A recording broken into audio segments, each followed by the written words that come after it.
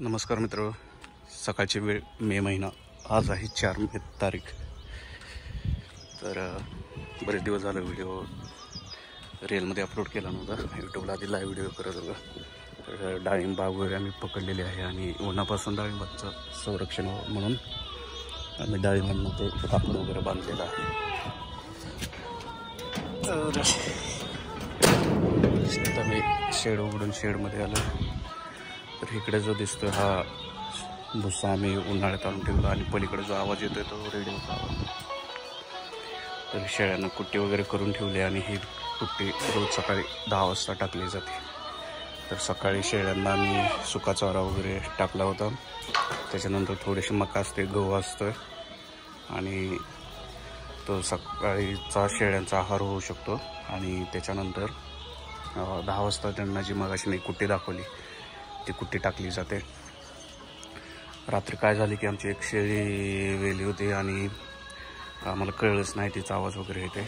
तर एक जे बोकडाच पिल्लू झालं होतं, म्हणजे बोकडं झालं होतं, ते वारलं, एक्सपायर झालं, मेलं म्हणजे.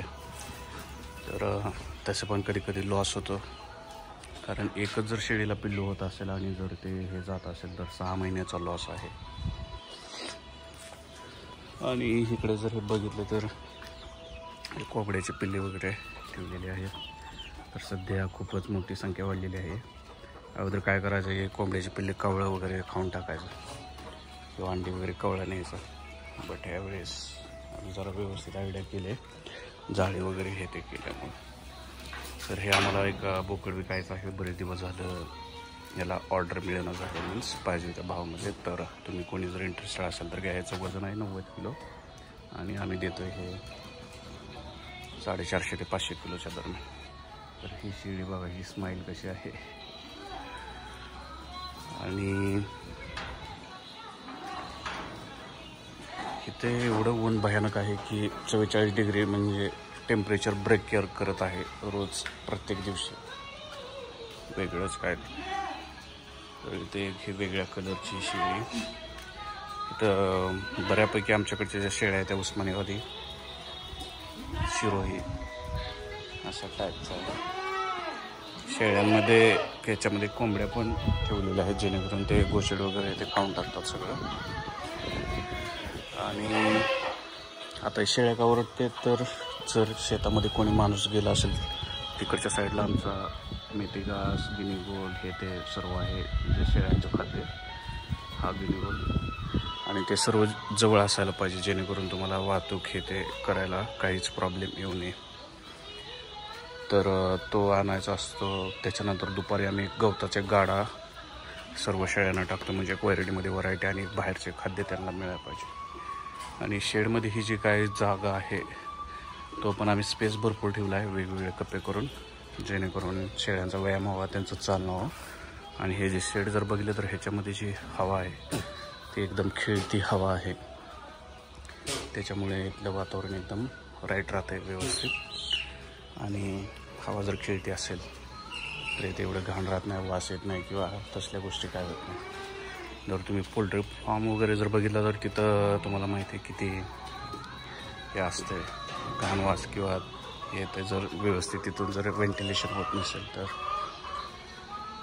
तर हे आहे सध्याची अशी सिच्युएशन. आणि तुम्हाला जर कोणाला काय ऑर्डर करायचं असेल किंवा याच्याबद्दल विचारायचं असेल, माहिती हवी असेल तर सांगा. या बिझनेसमध्ये प्रॉफिट पण आहे, लॉस पण आहे, सेम पण आहे. म्हणजे डिपेंड आहे तुम्ही काम किती करता, इंटरेस्ट कसा आहे, तुमच्याकडे मार्केट कसं आहे, आणि मेन म्हणजे शेळ्यांची तब्येत कशी आहे, त्यांचे पिल्लं किती लेवलने मोठे होतात किंवा क्वालिटी कशी आहे, या गोष्टी खूप मॅटर करतात याच्यामध्ये.